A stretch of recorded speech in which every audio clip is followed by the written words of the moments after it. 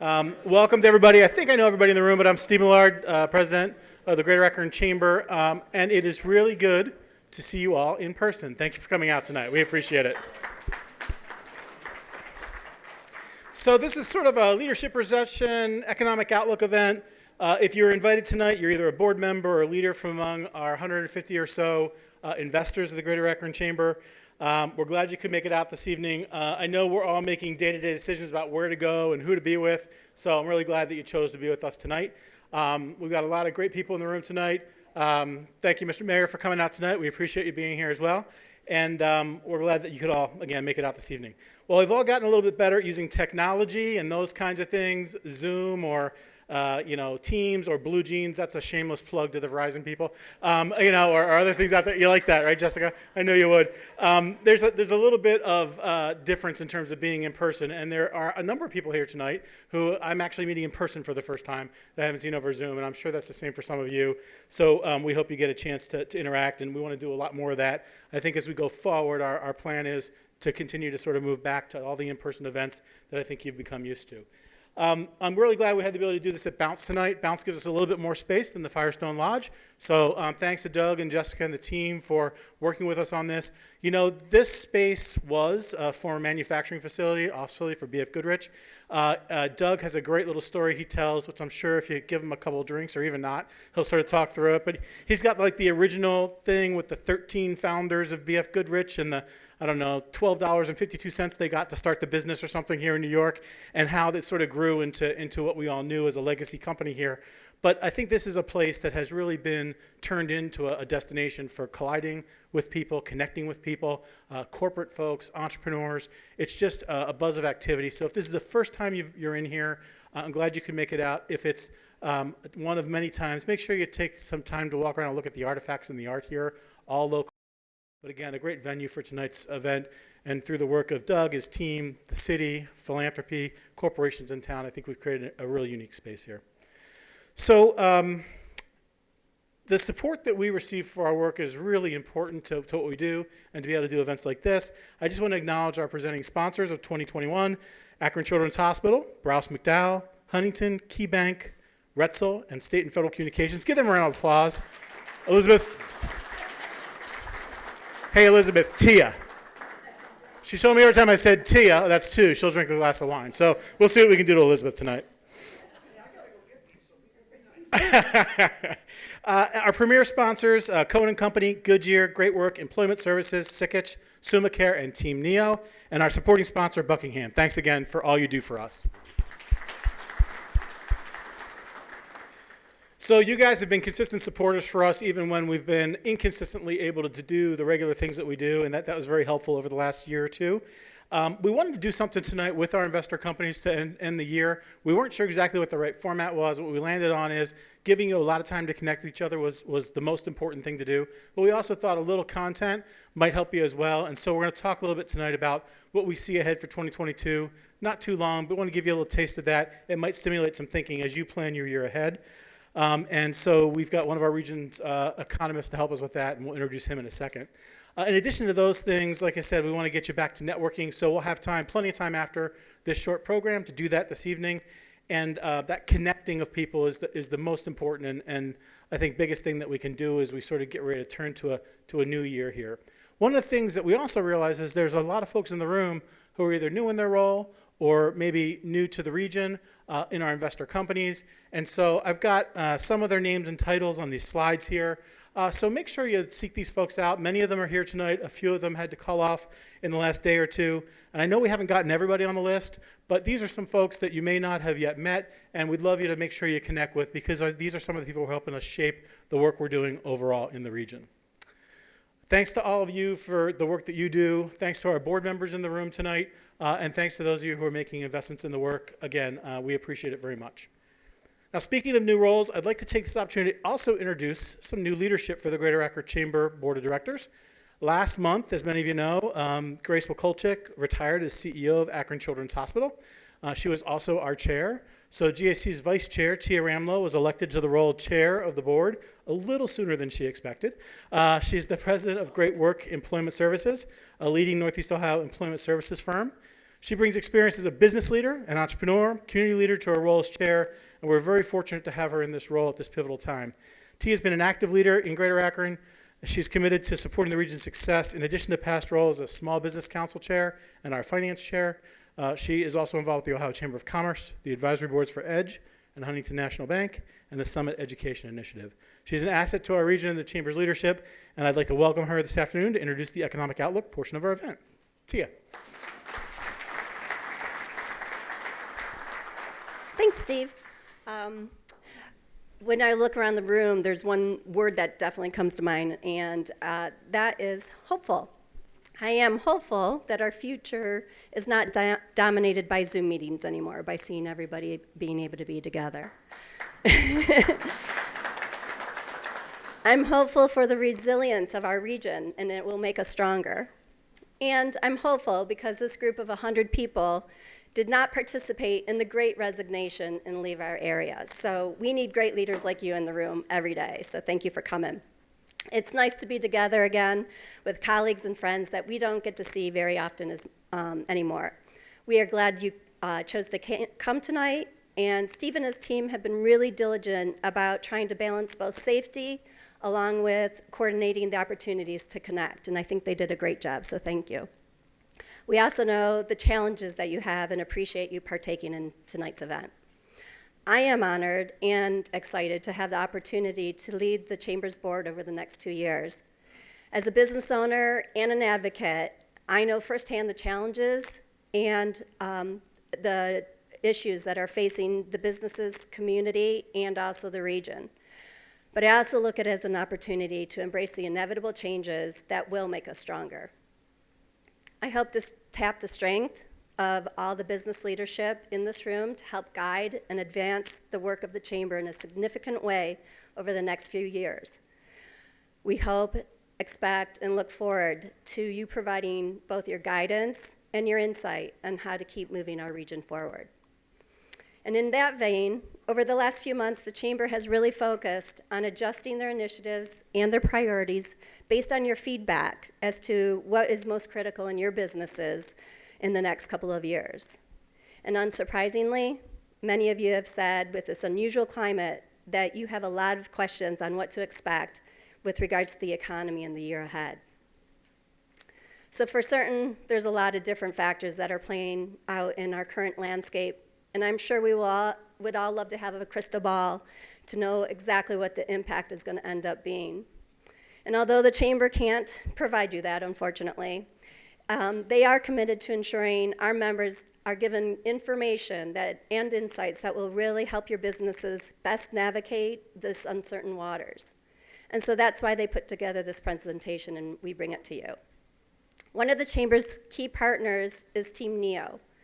They focus on a number of regional economic development initiatives across 18-county Northeast Ohio region. Today, we are pleased to welcome and introduce Jacob Doritsky, the Vice President of Strategy and Research for Team NEO. Jacob joined Team NEO in 2008 and leads research and strategy for the region's business development efforts. He works to deliver information to Team NEO's various partners and communities engaged in targeted and sustainable region-wide economic growth. His primary responsibilities include analyzing our local economy to provide greater perspective on the challenges and opportunities in Northeast Ohio. He helps to develop strategic and actionable plans to encourage our economic growth. Jacob holds a Bachelor of Arts in Urban Studies from Maxine Goodman Levin College of Urban Affairs at the Cleveland State University, where he also holds a Master of Science in Urban Studies. He is a member of the Urban Studies Association, American Economic Association, American Planning Association. We thought Jacob could be helpful in sharing what he and his colleagues have identified as being impactful on our economy in the coming year. Steve Millard and Jacob will host our conversation, and then we'll open it up to questions, and then we'll say Tia, and we'll all go out and drink. So with that, I would love to welcome Jacob and Steve, and hopefully they're bringing their crystal ball for us.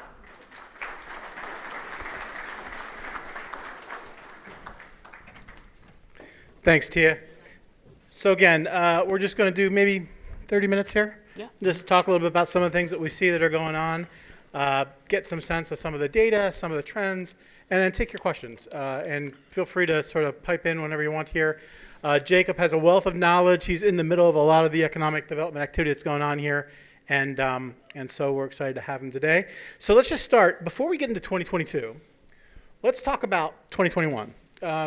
When you look at how we did as a region versus other regions, or how we did as Northeast Ohio versus other parts of the country, give us a sense of what you saw in terms of our performance and maybe what you see in terms of our recovery. Absolutely. So first and foremost, thank you for the invitation to participate tonight. And Tia, thank you for the introduction. Really appreciate it. We do have a crystal ball. It just breaks like every 3 weeks right now. So we've got one. Just, count on it being a little different when we think about January, February, March, heading into 2022. To Steve's question, how have we performed? I think there's a couple of different ways to think about it. I like to give a little context, and sorry, I meander a little bit.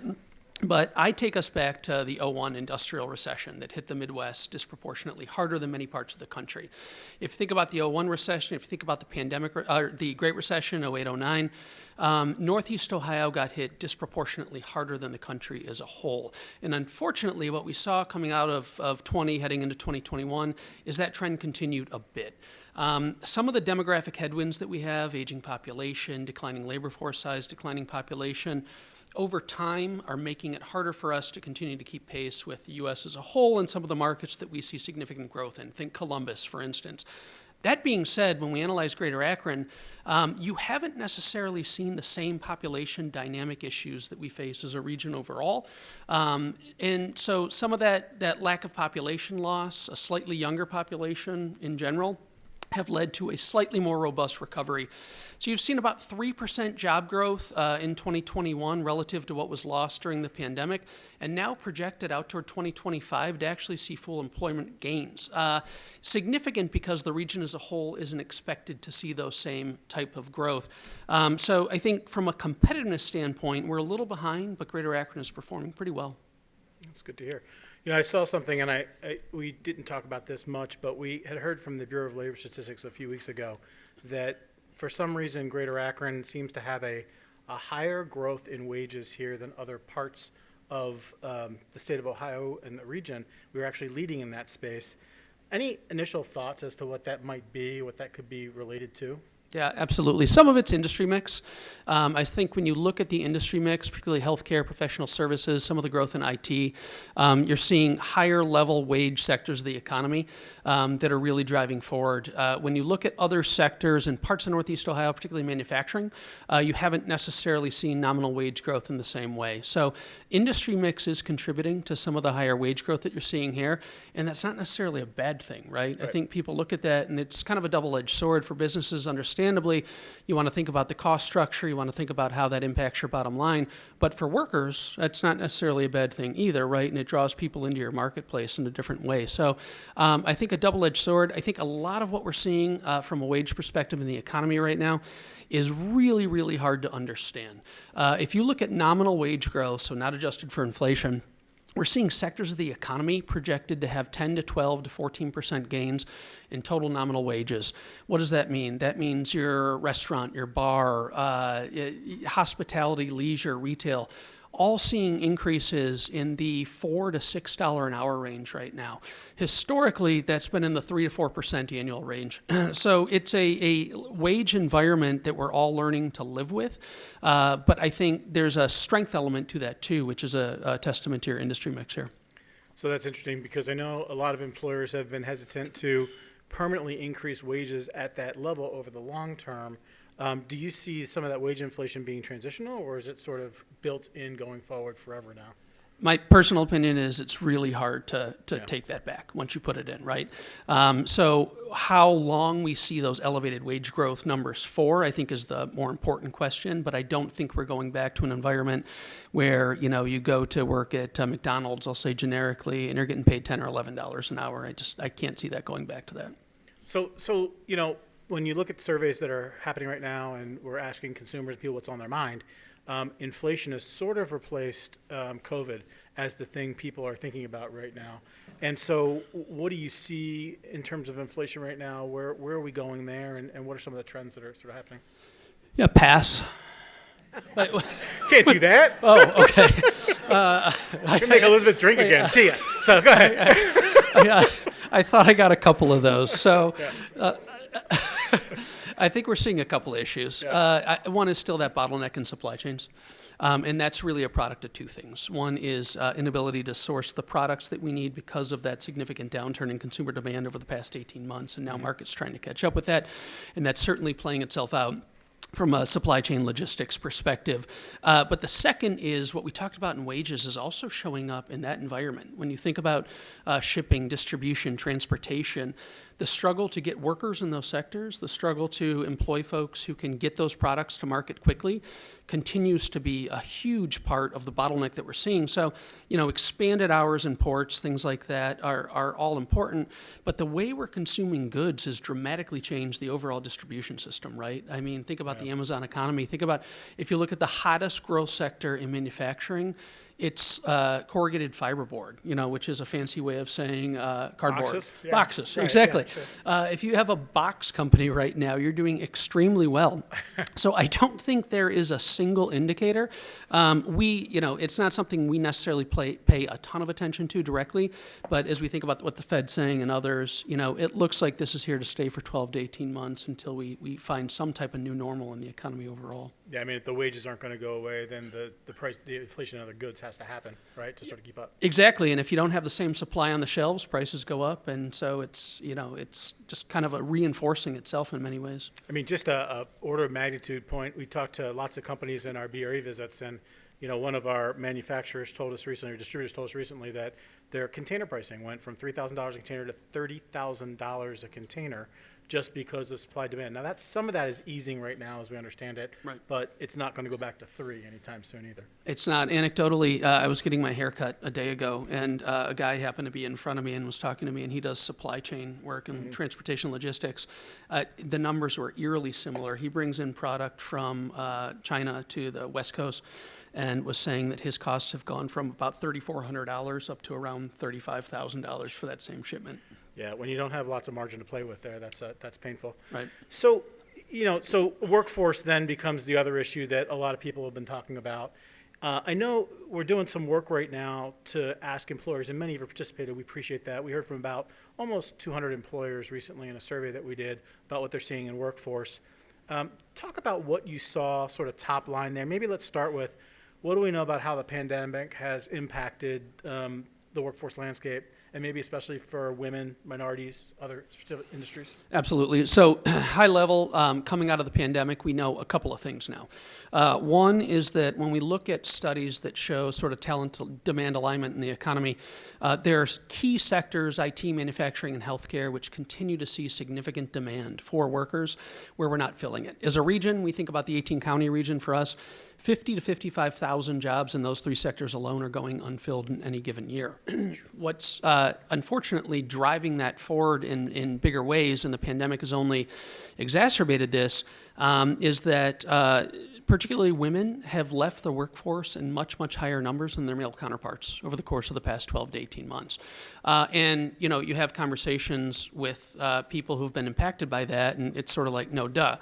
But the other side to that is things weren't equal going into it.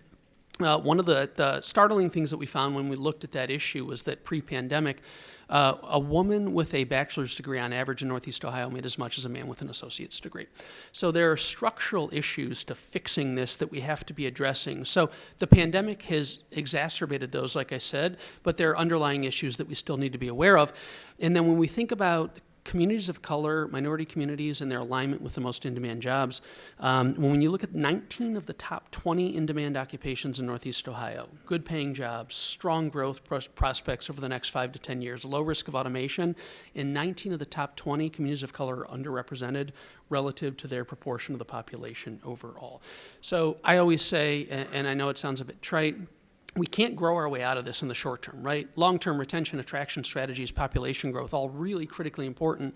In the short term, if we're going to solve some of these issues, we need to make sure people who are here in the marketplace are connected to the best opportunities. So that leads to a lot of the strategies around creating ways to create more in-demand skills, more credentialing, and those kinds of things. Do you see any signs of recovery here in the workforce space right now? Or how far out is that where this eases up a little bit? Yeah, it's a good question, and it's one where that crystal ball is a little less easy and clear to see. We know that total labor force size is still down about 4 to 4.5%. And so I think what we're trying to figure out within that is it an alignment issue? Is it a skills-based issue? Is it an age out of the population? Or is it the pandemic forced me to leave the labor force and go do something different? I don't think we have clear answers on that right now. I think what we are starting to see, though, is companies are very much needing to respond to this challenge and starting to think differently about culture, about hiring, about skills that are needed. So we're entering a phase in the workforce that I think is, at least in my 15 years of doing this, a little bit unprecedented.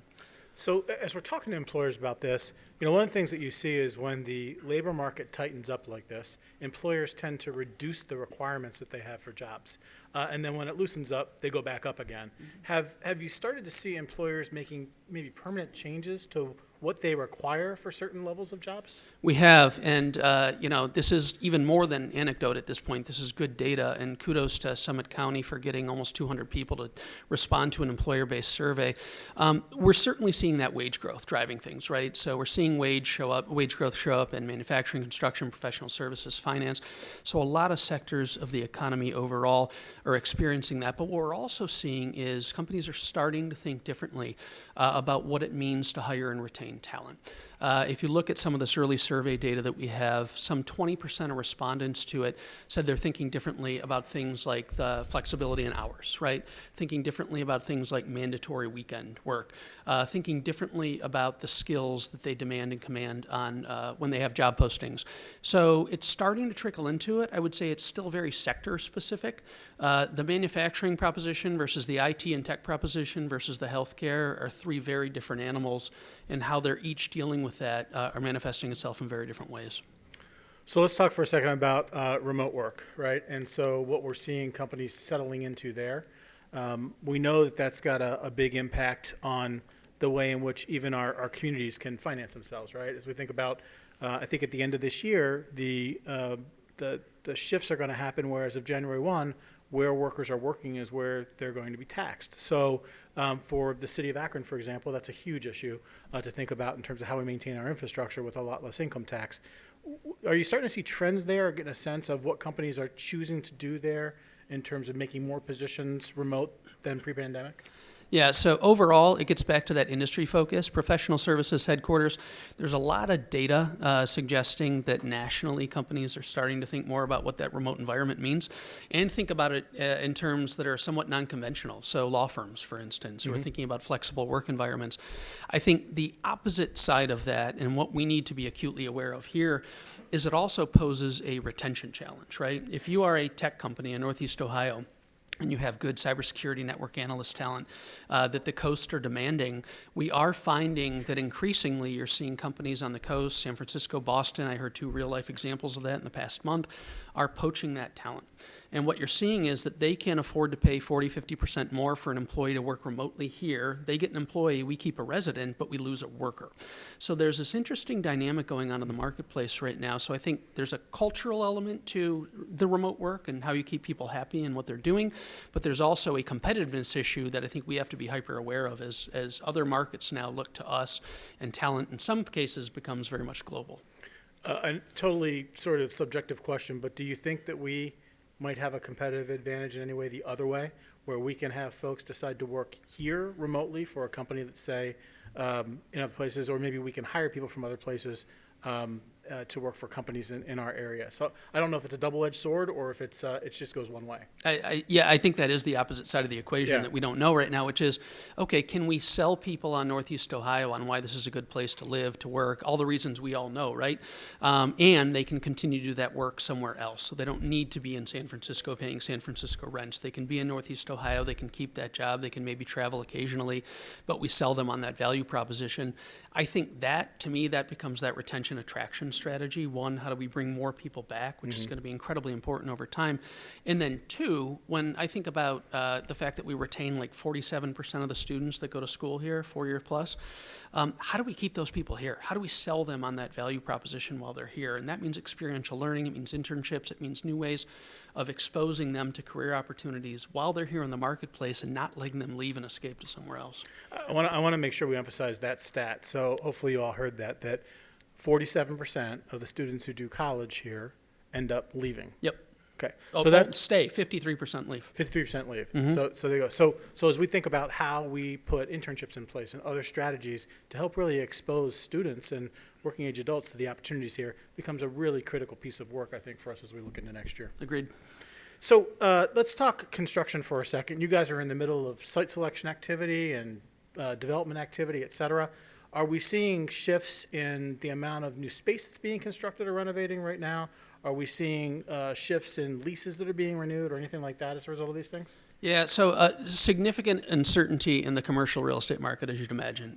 To the questions that came before this about remote work, about who's going back to the office full time, I don't think anyone has the answer to those, but we are seeing significant demand around industrial. What I would say is when we looked at some of the submarket stats for Northeast Ohio, whether it's commercial, whether it's industrial, Greater Akron has either the second or third highest net square footage under construction right now. So significant demand, and that gets back to, I think, one of the keys to all these conversations is that, when we think about investment opportunities, oftentimes, this as well as anyone, companies want 12 to 18 months. They want to make quick investment decisions. So thinking about that strategic inventory of property and thinking more holistically about strategies, job hubs, transportation access, public transit access, wraparound services, I think are all becoming increasingly important as we emerge from the pandemic. Did anything come through in some of the surveying around barriers like childcare, transportation? Are employers seeing that, or is that more just something job seekers are seeing right now? Seems to be more job seekers seeing it, and it doesn't seem like you ask questions somewhat generically about wraparound services, and employers acknowledge that there are issues. There is still, and I say this is no criticism of any of the employers in the region, so apologies, there is still a bit of a wage fixation. That if we only raise wages, we'll attract the right workers. And what we're seeing time and time again from a lot of the early data is that's not enough anymore. So it's not just a wage issue. It really is about some of those other issues that you're talking about, daycare, childcare, transportation costs, that type of thing. And increasingly people are thinking about that holistic package of what's being offered to them as an employee. So, and as we look into 2022, we know it's a big election year, right? So we've got Senate race, we've got House races, we've got a lot of interesting decisions that are going to be made, which we think will affect a lot of the policy around where do we go with providing more child care support, where do we go with doing those kinds of things as we go forward. As we think about, so maybe last question for you here before we open it up, as we think about economic growth and recovery for the region, talk about the outlook for GDP as you're seeing it, and what are some of the critical factors that are going to come into play? Yeah, absolutely. So, some of this has had a negative bent to it. GDP productivity is really positive. Productivity and GDP projected in Greater Akron and Northeast Ohio in whole to fully recover in 2021 and actually to add about 1.5 to 2 times more net new GDP headed into 2022.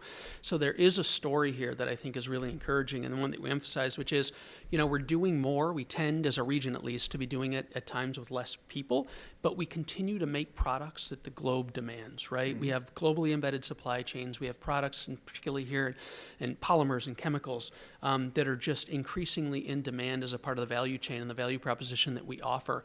So I think while the employment story might be a little more challenging, GDP, productivity, the future of Industry 4.0 and what it means for our manufacturing base, which is still 20% of the economy here overall, incredibly important, incredibly positive. So I said the last question, but I guess you prompted another one. As we think about the impact of wage growth, and we think about the opportunities for manufacturers in all sectors for automation, productivity, AI, those kinds of things, are we starting to see employers make faster, harder choices about getting rid of low-wage jobs and sort of just replacing it with, more automatic checkout stations and things like that? Or what's the balance there? Do you know? I don't have a perfect answer for you, but I would say that what we're seeing is increasingly smaller companies are thinking about that automation issue and thinking about that technology issue. That doesn't come without the need for different skill sets too, though, right? So as you're thinking about, for instance, a small machine shop on the east side of the region that we represent, they've got 40 machines. They put in $50 a machine sensors per month. So you're talking, $2,000 a month, $24,000 investment over the course of the year. It has doubled their productivity over the course of a year, right? The problem is now they need a data scientist to help them interpret all of it, right? Right. So they can't find the machinists. They have tremendous productivity gains, but they're also now seeking a different form of labor. So I think we're going to see some of that start to accelerate. If you look at some of the automation projections, people are always surprised when I say this. The number one projected professional automated job over the next decade is accounting, because so much of it can be done now through quick. Sorry. Hey, come in the room. You guys Always sad? a Okay. murmur, like, yeah. But we're seeing a very different environment as it relates to automation. Yeah, if some of you didn't catch it, we did something a few months ago with the CEO or managing partner, I'm sure his title, of Sickich, and he talked about how they're using bots to do a lot of the stuff, the manual stuff that happens during audits and those kinds of things, which is interesting. Yep. Maybe there's a lot of money right now coming into the region from different kinds of programs, BBB, or potentially. Can you talk about some of those big opportunities you see that might differentiate the region as we go forward? Yeah, so we would think about them in partnership with Jobs Ohio and others throughout the state as generational opportunities. How do we take advantage of what's going on right now? How do we think about the legacy in the history of what we do here, and how do we connect people into that in a way that historically we haven't had the opportunity? So whether that's Good Jobs Challenge, whether it's some of the EDA-related grants that are taking place, we are at a point where I think we can demonstrate collectively as a community that we're aligned on these things, and that matters when we're coming to this. And it's a testament to Steve, it's a testament to Ray Hexamer, it's a testament to the new leadership in Cleveland and Youngstown. We are more aligned as a community than ever, and to me, that's what's most impactful. It's not the specific opportunity, it's not the specific grant, it's the fact that you have a tremendous amount of economic development alignment in the community. I see Para sitting here in the front, a tremendous amount of higher education engagement and alignment around these issues, and the right stakeholders at the table at the right time. So for me, that's what I think could be most impactful for us. Generational opportunity in a lot of ways. Yeah. Let's open it up for any questions people might have of Jacob. Anybody have something on their mind they want to ask about the economics? You just want to go to the bar? Go ahead, Tia. There's recent legislation that's been put out there about trying to keep our graduates local and staying in Ohio, giving them tax incentives for the first 3 years, building internships and reimbursing the company.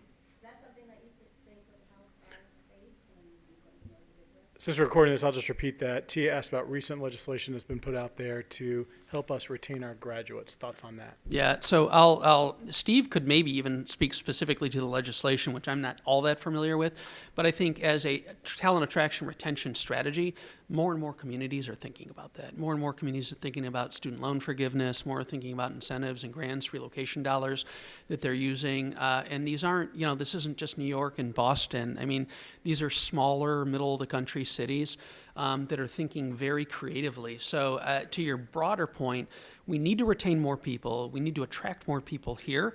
We can't fight the population dynamics and the reality of what that means over time. And so I think being creative and thinking about policy-related issues that can help with that is going to be incredibly important for Northeast Ohio and for the state. Yeah, and I think that the legislation you're speaking of, Tia, really what it does is it provides an incentive for folks who go to school here and stay here. They wouldn't pay income tax for 3 years, I think, in the state of Ohio, and there'd be other kinds of premiums for them in terms of forgiveness and those kinds of things. I know the universities have banded together around this, and it has been introduced. We'll see where it goes. It's got a long way between now and becoming law, but those are the kinds of things that might move that needle on that 47% number for us. Yep. Other questions? Jim? Yeah, I'm gonna bring this down since we're recording this so we can get it. I'll do a little Phil Donahue here.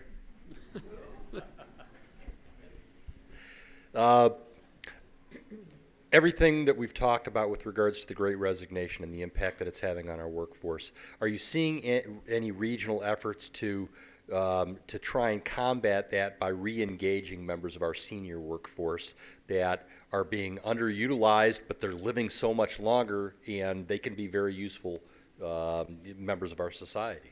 Yeah, that's a great question. So I think I'll answer it a little more broadly, if that's okay, and elevate it a bit more. One of the things that we're thinking about, I touched on some of the issues, particularly with gender in the workplace, some of the issues with minority communities in the workplace. Increasingly, what we're being asked to do is, how do we think about communities with disabilities? How do we think about veteran communities who maybe have been left on the sidelines before? And so while maybe not specifically sort of the more senior workers, but I agree that's a great idea, we are starting to think about a more holistic way to identify the workforce, identify challenges. We had one of our funders of some of the talent work that we do actually say, hey, you put out a bunch of reports on talent alignment, you put out reports on gender in the workplace, you put out reports on communities of color in the workplace. Could you think about looking at people with disabilities and what's keeping them out of the workforce and the wage gap and that? So it's forcing people to think about these things. And again, you know, as anyone in economic development knows, there's no silver bullet to any of this stuff. But I think that type of questioning is something we didn't hear 12 or 18 months ago. You made a comment about commercial real estate. Could you repeat what you were saying about what's going on here? Problem is when you make it up the first time, you got to remember it. No, at a high level, the uncertainty that we're seeing in the marketplace, we see significant demand for industrial real estate, continue to be a strong manufacturing economy. Where there seems to be the most uncertainty is in commercial demand. And will people, corporations, for instance, be utilizing the same amount of real estate in the same way? There's a lot of sectors of the economy, insurance, finance, others, particularly in that mid-market size, who are really going to more of a hoteling model, right? Which tends to require less space. It tends to require less dedicated office space and less dedicated meeting space.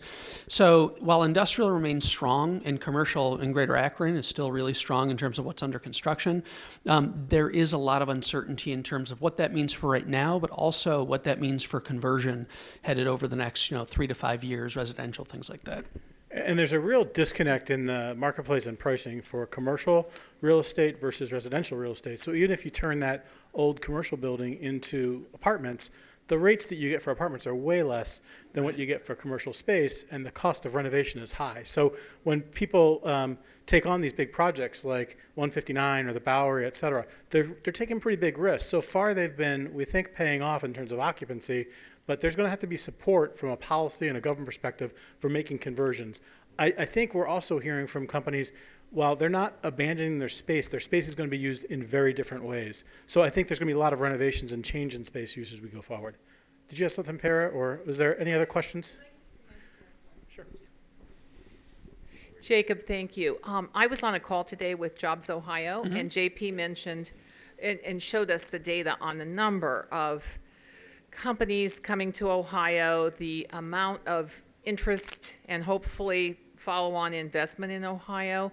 Can you talk a little bit about how we can position Summit County for some of that? I know we're working with Team NEO, but the numbers were really impressive. Yeah, Steve, I'm going to punt to you on that one. Where's Kaler? Are you here? Right. No, he probably bailed on me. So basically, what we've heard from JP and others is that the demand and this whole reshoring thing is like real. Ohio is positioned in a way close to markets, well-connected, good infrastructure, that a lot of companies are looking to bring their operations back onshore, and Ohio is in a great position. I don't remember what the numbers were, Jacob. You may remember these.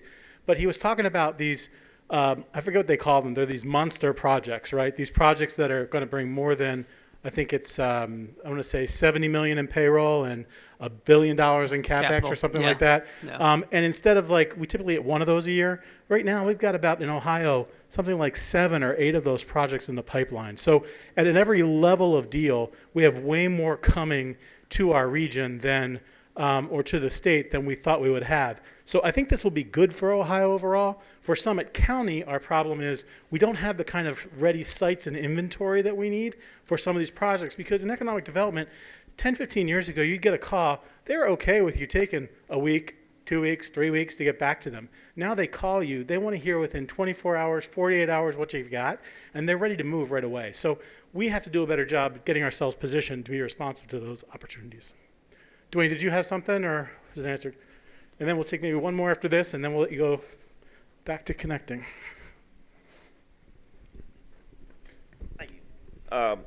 Going back to the Great Resignation and remote work, and this may not be an economic question, but maybe you have some data.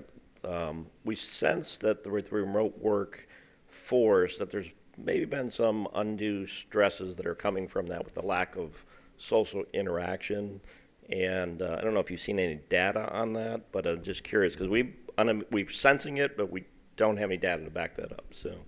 Yeah, from my perspective and the questions that we've asked, we haven't seen great data on that, but I think it's an interesting point.